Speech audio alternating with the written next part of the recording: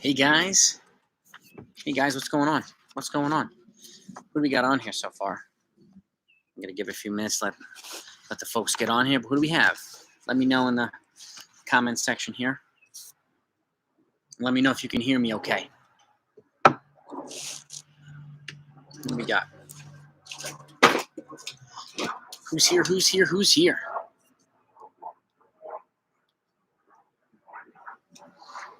Hello, hello, hello. What do we got? Let me know in the comments section who's here. And if you can hear me, well.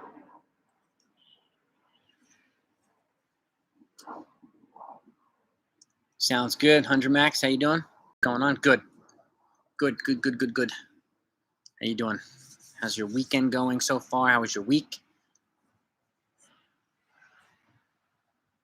We got an important topic today. It's just, tapering for a marathon, which is an important topic, and there's a lot of different viewpoints on it. So I definitely want to spend a little bit of time talking about it today, especially since the last video we talked about recovering from the marathon. So I want to flip on the other side and go over tapering and get everybody's ideas on how they like to do it. So let me know, for those that have run a marathon, how you've kind of gone about with the taper. I want to see what your thoughts are and what your experience is. It's going to hang out a few minutes. Sometimes it takes a few people get on. Off week, recovering from Amsterdam Marathon. Yeah, how did it go? Let me know, man. Amsterdam's a good marathon. It's a good one. It's a fast one. How'd you make out?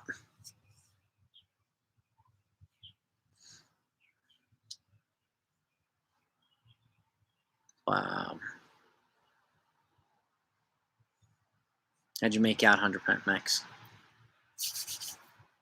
All right. So I'm going to get started in a minute or so. We'll see if anybody hops on, or some people hop on during and whatnot, so which is totally fine. But if any of you folks that are on haven't subscribed yet to the channel, please do so. It's really helpful to its growth, and please hit the like button on these videos. It's really helpful to the video's growth as well, and it's greatly appreciated too. I want to continue growing this, and I'm at about almost 1,300 subscribers, a little over. I'm trying to get to 1,500 by the end of the year if I can, but we'll see. We'll see if I can or not. Your help's greatly appreciated. But didn't have a great day. Already had to take walk breaks after the halfway point. Heart rate was unusually high. So what does that tell you? I mean, that could mean, it could mean a lot of things. Were you resting enough leading up to it? Did you go out kind of at the pace you wanted to go out? Did you go out a little bit too fast? So there's a lot of things that come into play. There's a lot of things that comes into play. I'm sorry to hear it, but and then we could work on helping you get recovering and kind of ramping things back up to train, and get you making sure you're okay, making sure you're getting yourself into a good training rhythm and a training routine for whatever it is you want to run next, whether it's a marathon or a 5K or 10K, whatever it is. So, but in terms of tapering, I have a bunch of points here I want to make. So I follow the periodization principle. Essentially what that means, when you're starting or at any point in time when you're going up, if you want to increase volume or intensity, generally you do it and stay there for a couple of weeks before you either go back down or up in something else. So you can increase volume first, stay there, and then increase intensity, and then stay there, and then increase. The same kind of principle follows on the flip side when you're going down. A lot of folks, and I've seen it in 2 decades coaching people for the marathon as well. A lot of folks have tapered a bunch, consecutive weeks in a row, and sometimes it works, but more often than not, I see some folks maybe feeling a little, their legs aren't exactly in rhythm, and that could be a reason.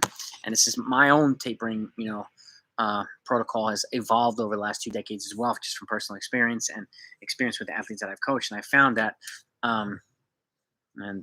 went out a bit slower than planned, but I was really nervous. Had cut down from 100 race week, 110 to 80 to 40.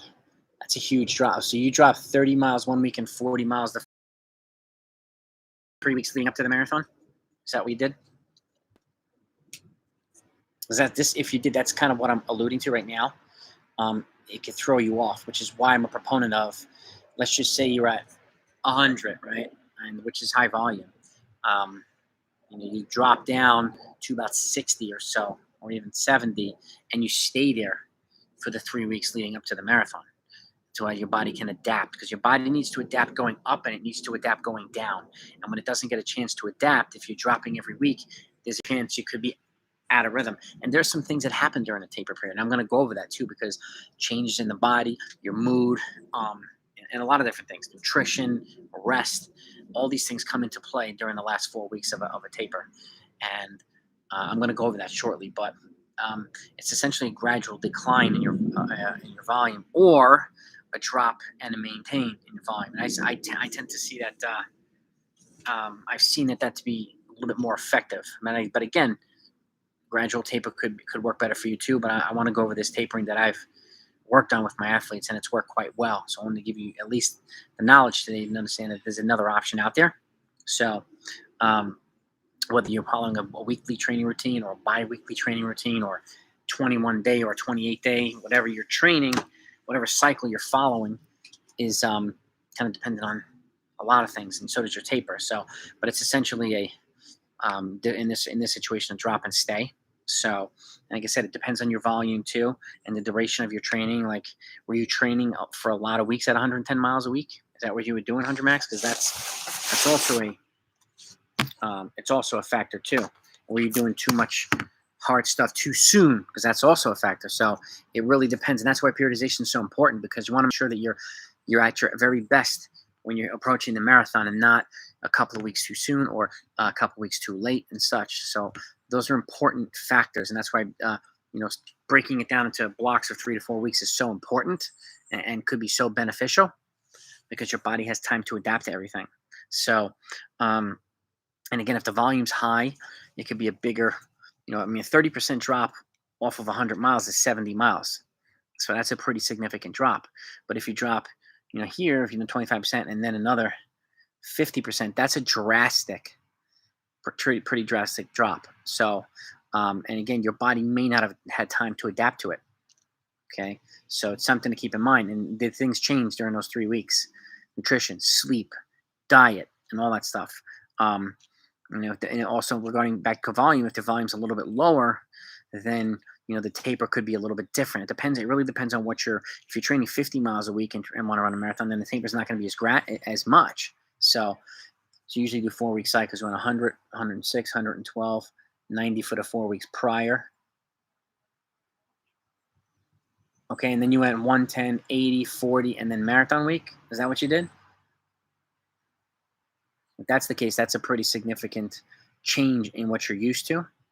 So it could be, I'm not saying it is, but it could be a reason why you had a little bit of an off day. Your body wasn't in sync.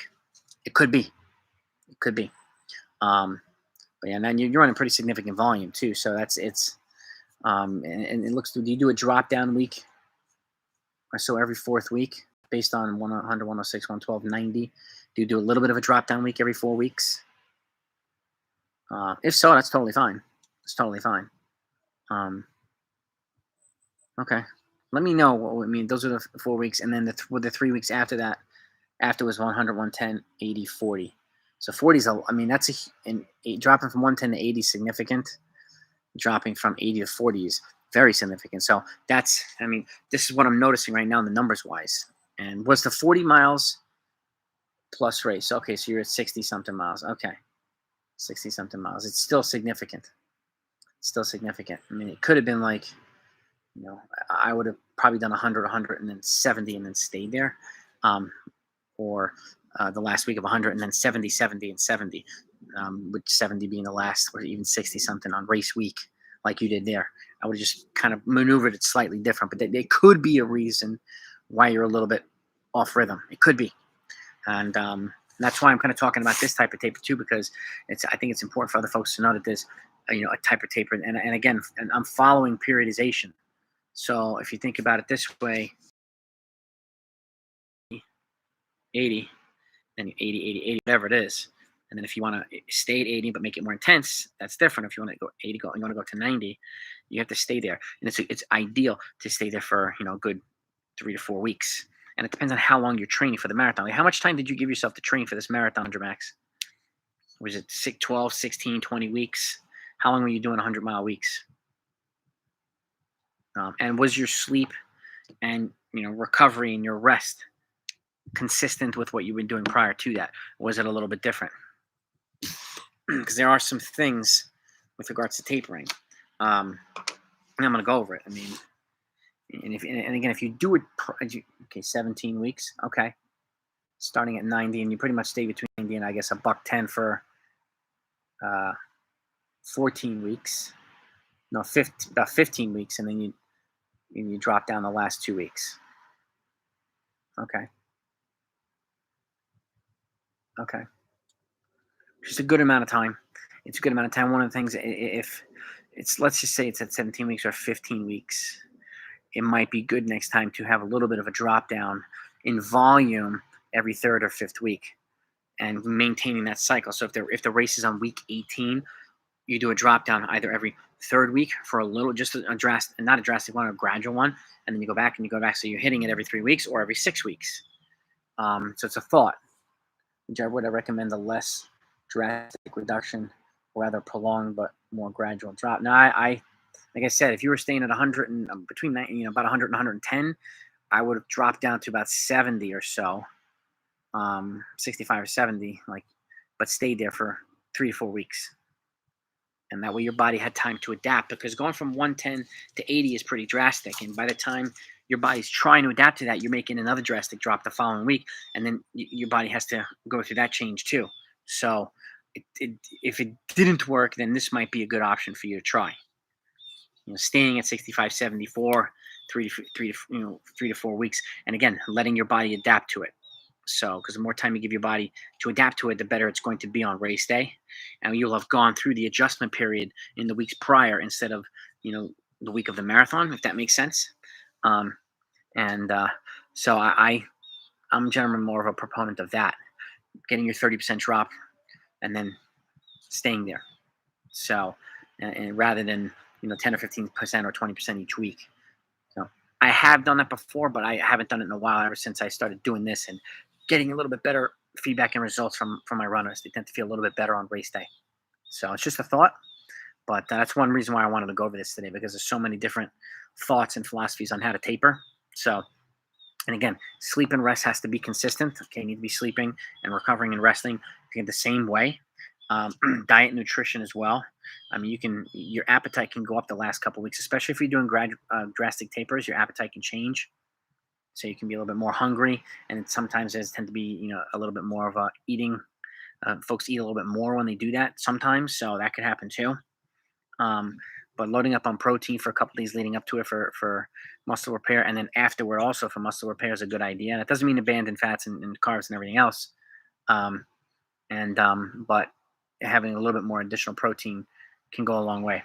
So, and again, your mood can change. You could become irritable in the weeks leading up to the marathon too, which is another reason why a 3 to 4 a week adjustment period allows your body and your mind to adapt and settle into that rhythm and that mode before you hit the marathon, if that makes sense. You're welcome. And one of the things that's hardest to do is practicing patience and restraint too. It's us as competitive runners, and when I was a competitive runner, it was the same thing. I wanted the results, and if you start doing well, you want more and you want more and you want more. And sometimes we become of the mentality that more is better all the time, and it's not always better. Okay, so I mean, again, and I'm not saying that's you, but these are the things that I've experienced too in my experience. But I've noticed that a 3 to 4 week taper block, and again, the drastic taper happens week 1. Staying there has worked pretty well. And I'm not saying going from 100 to 50. You'll be going from 100 to like 70. That's a 30% drop, so that's pretty significant. And then staying there, and then even race week could be a little bit of a down week, like you did, like 66 or 65. That's totally fine leading up to it. So it's you're not far off, man. You really aren't far off. So, which is good. And again, if you do it properly, generally, there's generally an expected about 3 to 5% increase in your performance level on race day if you nail the taper. And again, nailing a taper also depends on what you've done in the weeks leading up to it. Like I've known some folks who weren't consistent for 12 weeks, and then they tried to taper, and then they were just completely thrown off, and they're wondering why. Well, you have to do the training leading up to it effectively as well in order to maximize the benefits of a taper. And if you're missing days here, missing weeks here, and it's a block of inconsistency, then the taper it's not going to be as effective either. So those are other things to factor in too. Um, and again, at that point, the body's kind of fatigued leading into the taper. Adaptation period could be a good thing, um, but and again, the training block leading up to a taper is generally one of the most intense training cycles or training blocks of your cycle. So that's another reason why that staying there and dropping and staying there is a good thing, because you need time to adapt to it. So, and generally at the start of the taper, so the day of my longest long run, or the last big long run. So let's say you're doing your last long run of 20 to 22 miles or whatever it is with marathon pace, whatever, 4 weeks out. That's when you start to taper, right after your longest and hardest long run. Okay, that's when you start to drop back. Now, one of the things that if you notice in any of my training programs, you'll see the gradual decrease in the long runs. Now it's not crazy drastic, but I generally go from 20 to 17 to 14. So, and I don't really increase volume everywhere else. It's just a 3 mile drop each week in terms of volume. So you go from 100, then you're at 70, 67, 64. So it's really not drastic. You don't really feel the effects of that. But that's kind of how I do it. I keep everything else the same, and in the last 4 weeks, the only thing I'll drop consistency is the long run itself. Give the body a chance. Everything else I keep the same or similar. So, and again, I would begin the taper the day after your longest, hardest long run. So if you're doing a 20 miler or 16-mile run in marathon pace with a warm up and a cool down, and adds up to 20 to 22 miles or whatever it is, and that's 4 weeks out, that's when I begin the taper. So just a rule of thumb, but it's, a 20 to 30%, a 25 to 30% drop in decrease in volume and staying there is a good thing to consider, if that makes sense. And that's I've seen a lot of from personal experience. I've seen a lot of people benefit from that because they've had time to let their bodies adjust to it. So does that make sense to whoever's on here? And for those of you, I see a couple more people got on. Welcome. Who's here? Let me know in the comments that you're here. I'm having a good conversation. We're at 100 max power. I want to say hi to everybody else. And if you guys are on here and you're not subscribed, please subscribe to the channel. It's really helpful to its growth. And please hit the like button too. I want to try to get the likes up on all these videos. It's really, really, really, it's really helpful.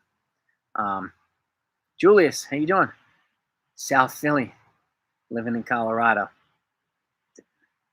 All right, Colorado Springs in the Army. Oh, man, thank you for your service, man. Thank you for your service. You give the best tips. Thank you for your all the time. I appreciate that. I mean, you're welcome, Julius. I appreciate it. I hope you find this stuff helpful. And again, one of my motivations for this channel is to make myself available to everybody. So I don't only want to just, work and talk to the faster, super fast, or the sub-elite or elite folks. I want everyday folks to have access to the same information and content, and have a coach that they can ask questions to live, and somebody who might be able to be helpful to them live on the fly. So that's one of my main goals of this channel, my objective. So I'm glad. I appreciate the kind words, Julius, and I hope the stuff is helpful. I really do. And the same thing goes to 100 max. I hope the feedback I'm giving you is helpful as well. And I'm not saying everything else is wrong. I'm speaking from my experience and the evolution in terms of tapering for a marathon, and how I've kind of progressed from one way or one method to this. And it's been quite helpful for a lot of my athletes. They felt better leading up to the marathon. And it also kind of, you're after the marathon, they're set up nicely to recover and kind of start rebuilding over the next 4 to 6 weeks post marathon. So it's, adaptation going up, adaptation coming down, all of which feed off each other for a race. And that's, tapering for 5K is a little different. Tapering for 10K and half marathon is a little different. Tapering for the marathon, I mean, it's a long race. And I say this all the time. If you have a rough day and you stop at 23 miles because your legs are cramping and whatnot else and you can't finish, it's not like a 5K. You can't come back the following week and do it again. So that's why the training needs to be as precise as possible leading into the marathon, and then being somewhat precise on the back end. Obviously, you want to get some downtime and recover, and that's really, really important. Recovery is very important. That's why I kind of plug it into training on a regular basis as well, so that people get regular rest, so you can rest and train and recover at the same time, because it is possible. And again, I like folks I want to make sure that you know that you can feel good going into these races and be ready to go. So, very helpful. Good, 100 max. Good. Haven't tried a full plan of yours, but I picked a few of your workouts and added them to. There you go. There you go. Keep in mind, the programs themselves are laid out and stuff, but there are individualized components that you might have to incorporate for yourself. You might need a little bit more of this, a little bit less of that. And again, the volume, I generally have my volumes laid out in somewhat conservatively or moderately, because it's easier to add volume should you need it than it is to have to cut back because you get sick or hurt or both. So I'm of the opinion of gradual progression over time. And whether it's going from 70 miles a week for a year to 75 to 80 the following year, you don't need to go from 70 to 100. So because there's no guarantee your body's going to adapt to it. So I'm of the opinion that you're only increasing things when your body tells you that you're ready for it, when races back up what you're doing. So and the same with regards to training paces, increasing training paces when your body tells you that you're ready to do that, meaning run a race or a time trial that indicates, okay, I'm ready to increase the training paces and whatnot. Because the last thing you want to do is be training way beyond your current fitness levels and your current capabilities. And I know some, 440 milers want to be 415 milers, and some 6-minute milers want to be 5-minute milers. But training, where your current fitness is very, very, very important. So, and how do you identify it's important as well, because it sets you up for success, if that makes sense, folks. Cool. I'm glad to hear that you guys find this stuff helpful. So at some point, I'd like to get a whole bunch of people on here, and kind of. I have a funny. I have a baseball channel, YouTube channel too, and I do live streams at night, and I have hundreds of people on them. So it's crazy. I'm hoping to get that many people on my running live streams as well, because I think it would be really, really helpful to folks. So I'm promoting it on Instagram too. On Top of the Line Running is my Instagram page. And if you need direct access to me, if you have questions, my email's blackbeltrunningcoach@gmail.com. So feel free to reach out to me if you have questions or want me to look at stuff. I'm happy to help. I'm happy to help. I want to take this time to help as many folks as possible. So, and even if it's answering a few questions, I want to do it. So, and I want this to be one of the better running channels on YouTube. I don't know that many people know that it's out there.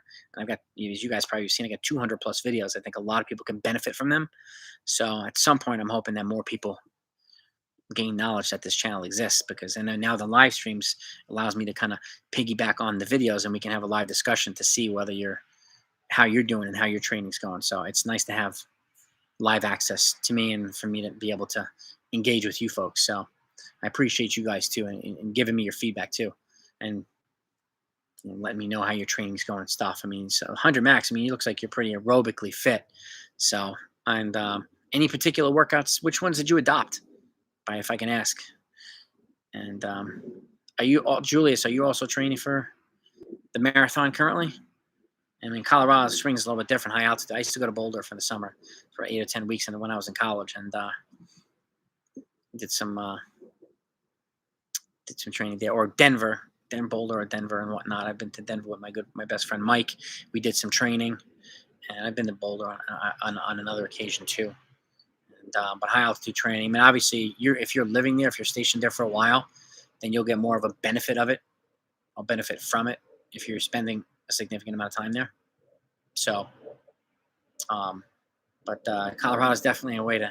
And obviously, there's some adjustment in paces that need to be considered, because sea level running is a little bit different than altitude running, but you get a lot of, especially Colorado Springs, if I remember correctly, you get a lot of dirt trails and whatnot, and parks and whatnot, which is helpful. The more soft surfaces you train on leading up to the marathon, the more forgiving it is on your legs. So, the better you might feel heading into it. Fartlek's workout: 1 minute off, 1 minute 30 seconds on.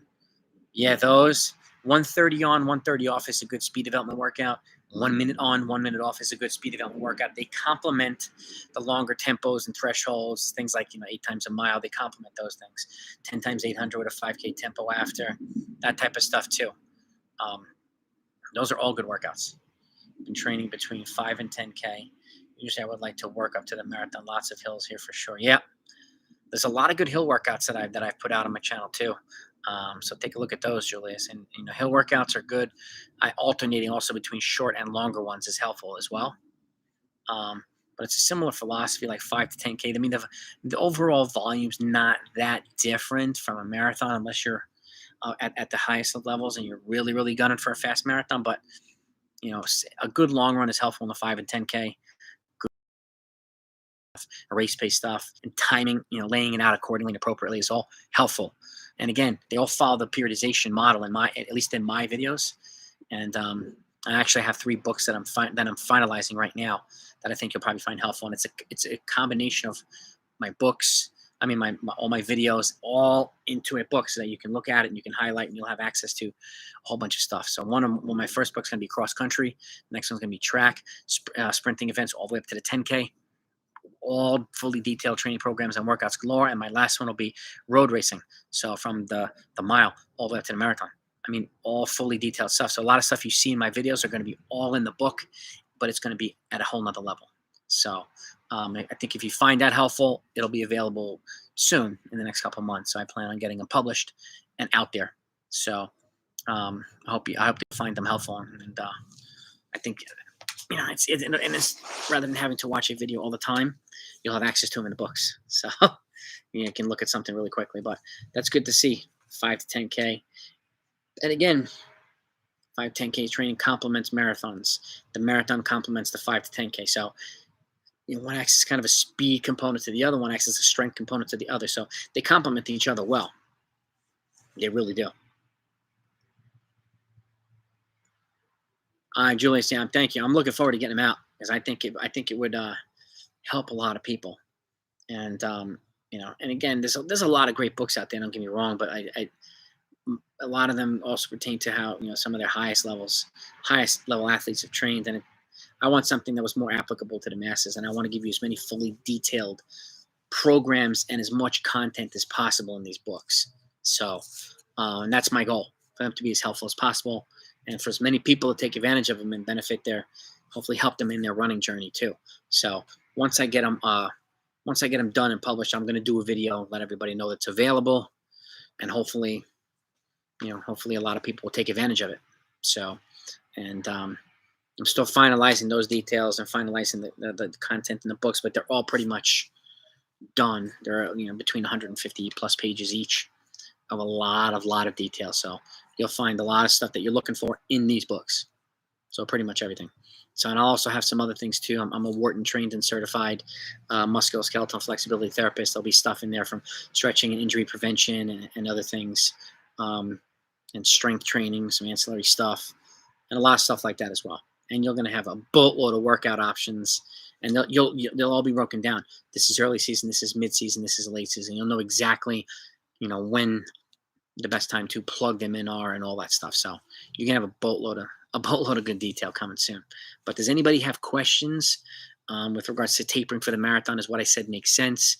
Do you have any questions or concerns of your own? Let me know. I'm here now. So you want to train for a faster 10K during the off season. What do you think is a reasonable volume if I average 100 miles a week for marathon training? I don't want to drop it too much, but you also want to avoid injury. Are you running 100 miles 7 days a week? How often are you taking a day off too, 100 max? I'm curious. Let me know.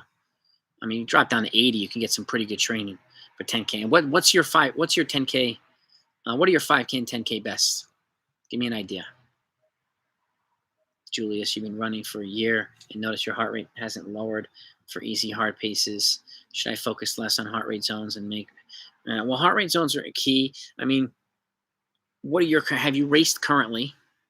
And if so, are your training paces commensurate with your races? Because this is one of the things that a lot of folks are not kind of in line with regards to their training. Sometimes even their recovery runs and steady runs are too fast, and their workouts are either not hard enough or too fast. So there's a balance. But once you can use a race like a 3K or 5K or even a mile as an indicator of your current fitness, and then set up your training paces accordingly based on what you run for your time trial, and that ensures that you're training in the right training zones for everything, to make sure that you're not only recovering properly, which helps your heart rate, and also obviously sleeping sufficiently makes sure that you're recovering properly as well. Julia said that makes sense. So, and it's not necessarily, if you're training the right pace ranges, it'll help with your heart rate zones. And if you're resting enough, that's also going to help. So those are the two kind of bigger factors that'll determine whether you're recovering properly, if that makes sense, Julian. But give me an idea of your current. What have you run currently for 5K, for 5K and 10K? On that. So 36 for today, recent half marathon, haven't done a 5K, PR 17:42.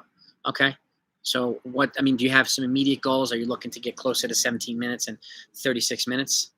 Is that what you're looking to do on 100 max? If so, then, you can set things up accordingly. But what I would do after you run this marathon, specifically since you're kind of in recovery mode right now and you want to train for 5K and 10K, I would get back to the point where you're doing a good, after recovery, doing a good 6 to 8 weeks of base running, and then test yourself at a mile or even 3K or 2 miles. See where you land, and then set your training paces accordingly. And it'll give you an idea of how close you are to these times and how far you are and what you need to do in training to get there. If that makes sense. So, and that should give you a lot of insight. But testing yourself at a mile or 2 miles, especially if you're training for 5K and 10K, is a good idea, because it gives you, again, but after 6 to 8 weeks of just base running with strides and stuff like that, but it'll give you a good idea of where your current fitness is. And training at your current fitness is a good idea, instead of training at somebody else's current fitness, because then, if these guys are 34 minutes and you're 36 minutes and you're hanging off a deal of life for them for the workouts, you might be able to, but they're going to recover quicker than you would. So training at the right zones is very, very, very important, extremely important. So 100 max once every 4 weeks, most times by feel. Once I get tired, I would inject an off day consistently, whether you're feeling tired or not. I think it's important. 100 max, whether it be every 3 weeks or 4 weeks, it's totally fine. I would do if you did one every 4 weeks, then on the alternate 2 weeks I would do a cross training day, like an easy bike or swim day. So good idea. It could be a good idea for you. Off days usually once every. Okay. So 35-minute 10K would be your target. Okay. So, 35-minute 10K will put you, obviously, to put you under, or right around under 17 minutes for 5K. So you're looking, all right. So if you want to talk about it, 100 max, Joe, also reach out to me, and I'm happy to help you set up your training paces accordingly. But I would definitely encourage you to do a time trial of some sort of a mile or 2 mile after you've recovered from this, to get an idea how close you are, how far you are, and then you'll be able to set up your workouts accordingly. A heck of a lot easier too. If that makes sense too. Julius, 100 a mile in 6:30 before burning out. Done 12 times 400 to complete a workout. Best 5K is 21:30. Currently running 30 to 40 miles a week. Okay. Are you also taking a day off, Julius? Every week, every other week, every couple of weeks? And how long is your long run? With 35 to 40 a week, is your long run getting up to 10 miles or 9 to 10 miles? Would be a good idea at this point. A long run of 9 to 10 miles, and then 12 by 400 is a decent workout. That's a good 5K workout, but it also depends on how much recovery you're taking in between the 400s. But it's a good fundamental workout. There's a lot of things you could do, Julius. There's a whole bunch of things. Best is 21:30. So you're looking to get under 21 minutes. Is that kind of a next short-term goal for you, Julius? I like to keep it conservative instead of saying you're looking to run 19 minutes right now. I'd rather set conservative goals and then blow by them than the other way around, if that makes sense too. But I can also see, like, if you're ready to run faster, then obviously you're ready to run faster. And that happens as well. If you're doing the right training, your body will be able to tell you if you're ready to run fast or not. So, and obviously a coach will be able to do that as well. And coaching is not only with the stopwatch, it's with the eyes too. So if you get somebody keep an eye on you, watching you or whatnot, or even, yourself, that's helpful whenever you can get it. But if you guys both need, some couple of workouts based on training paces, let me know. Reach out to me, blackbeltrunningcoach@gmail.com, or if you have Instagram, Top of the Line Running, that's my Instagram page. Just reach out, IM me, DM me, and I'll help you set up your workouts and paces and stuff, and we can go from there. But Julius, if you're doing 30 to 40 miles a week, I wouldn't recommend an off day more than every other week right now. And And I would also encourage you to do average the same amount per day. So let's just say you're running 40. Let's just say 42 to even it out in 7 days. That's 6 miles per day. So the following week would be 36 miles if you had an off day, which is per day. So the average per day is the same until you either increase intensity or increase volume at that point. So long run 8 to 10 miles is good. Slow 11 to 11, 12 minute pace. I take one day off a week. I would like to work towards a sub 21 5K. Okay. So fair goals. Fair goals. If you have access to a bike or a pool, I would encourage you to maybe on the alternate week to just do an easy 20 or 30 minute pool or bike session on the Sunday and then enjoy the off day on the alternate week. For now, since your volume's relatively low, you might not need an off day every week. And a cross training day is low impact anyway, so it's considered an off day. But if you can get in there, that's an extra little bit of cardio fitness for you. It's good that you have an 8 to 10 mile long run. And let's just see here. If you're at 21:30, while you're here, I'll calculate some stuff for you. Okay. 1 second here. So let's just say 21:30 right now. Okay, so let's put in 5K. 21:30. All right. So right now, we're 21:30, which is a 6:55 average per mile for 5K. All right. You're training, so you want to get your easy runs down to under 10 minutes. So that's something you could progress at. If you're at a 21:30 now, you want your easy runs being around 9:30 to 9 minutes, around there per mile. You can progress now from 11 to 12 miles. 11 to 12 miles also might be throwing your stride off, and it might be a little bit too easy. But again, starting a run at 11, 12 is fine, but building towards the pace that's more commensurate with your current fitness is ideal. That way you're getting the benefit from it. Okay. So that's a good easy pace on 9:30 to 9 minutes. So it's something to build towards, Julius. And so that's one thing. And 12 by 400. And let's just see, at right now at a 21:30, let's just say you're doing 12 by 400 with a 1 minute recovery, which is a good 5K type 5K type work. You're looking to run them in 142 to 143 per rep. Okay. 145 is 7 minutes. That's 5K pace, so slightly faster than that with a minute recovery. 142 to 143 for your 400 meter efforts.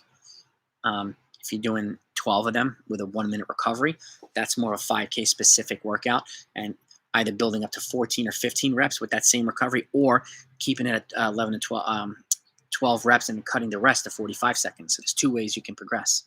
So, but that'd be a good session for you, Julius. Okay. Your 5K best. Plus, it also depends on when you're in 21:30. So if it's recently, then we have an idea where your fitness is. So what I would encourage you to do is test yourself at a mile. And 1 mile, run a mile as hard as you can. After you run about 6 to 8 weeks of just base running or just whatever you've been doing. If you've been doing it for 6 to 8 weeks, then hop out there on the track. If you have one available to you, run a mile as hard as you can. And that'll tell you where your current fitness is. And then how you can build up everything else around it to help get you to achieve your goal. So if you want to do that, let me know and reach out to me. Let me know what you ran for the mile, and I can help set up your training paces. If you want me to do that, happy to do it. Say, Julius.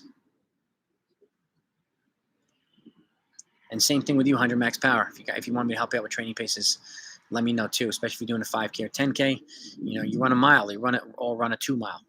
Up to you. If your focus is 10K, then run a 2 mile. After about 6 to 8 weeks of base running. But I'm still after this week, you have an off day, and then next week I would alternate between an off day and cross training, no more than 20 or 30 minutes. At least 2 weeks of no running is generally what I recommend after a marathon, and then slowly building over the 4 weeks after that into volume. But obviously no workouts, just building back the volume and making sure that your legs are fully recovered from the marathon. So do these things make sense, folks? Julius, 100 max? Do they make sense? And again, don't hesitate to reach out to me. Okay. You have access to me. You know where you can find me. I'm happy to help. So at this point for both these. I would definitely encourage you testing yourself at a time trial, especially since now, like, with what we've gone through over the past year and a half, there hasn't been a ton of races where you can test yourself. So it's good to do this. And a mile is easier to test yourself on the track than a 5K or longer stuff. But yeah, I would definitely pick up the easy pace. And you can even right now, if you're doing them all 11 to 12, do a progression right now from 11 to 9:30 or 11 to 10. And once you feel comfortable, then progress from 11 to 9:30 and stuff like that. But do it over time. Don't just jump into it right now. Make sure your body can adapt to it as well. So lessen the recovery time. Go out tomorrow and go all out for a mile to see where I'm at. I recommend go for a negative split. Well, I wouldn't right now. I mean, so let's see. A mile. I mean, you don't have to do it tomorrow if you've done a bunch of work already. But something you can set up next week. It's completely up to you. But let's see, equivalent. So for a 21:30, you should be able to theoretically run a mile in about 6:19. Okay. For 21 minutes, you should be able to run a mile in about 6:09, 6:10. So about a 10-second differential. So that's something we can work on as well. Do some stuff at speed development. So great tips. Don't have a coach. You're very helpful. Yeah, I'm happy to help you, Julius. Just reach out to me. I'm happy to help you. So I also coach like 15 people independently. So I'm happy to help any way I can, even if you just have questions. But I've been training people all over the place, 5Ks, marathons, all that stuff. So I'm happy to help. So yeah, feel free to reach out to me, Julius. And 100 max too, obviously. So that's what I would encourage you guys to do. Does anybody else on here that has questions before I wrap things up? If anybody does, ask him now before I get moving. And if you haven't hit the like yet, please hit the like button. It's really helpful to the channel's growth. If you haven't subscribed yet, please do that too. It's extremely helpful to the channel. And I want to get this channel monetized so I can continue building into a bigger channel. Any revenue I make from this is going to be going towards improving the channel. But I want to make sure that the content is good and helpful. Empower. What's happening? Welcome. All right. Any other questions? Again, top of the line running is my Instagram page. blackbeltrunningcoach@gmail.com is my email. So reach out to me if you need any help with this, especially you two guys, since we've been talking for about 40 minutes now. And I want to make sure you're at least put in the right spot to help you keep moving forward. So, but if I don't have any other questions, have a great weekend, everybody. And thanks so much for your support and for taking the time with me on a Saturday afternoon. And I will talk to you all next week. Have a good one, guys.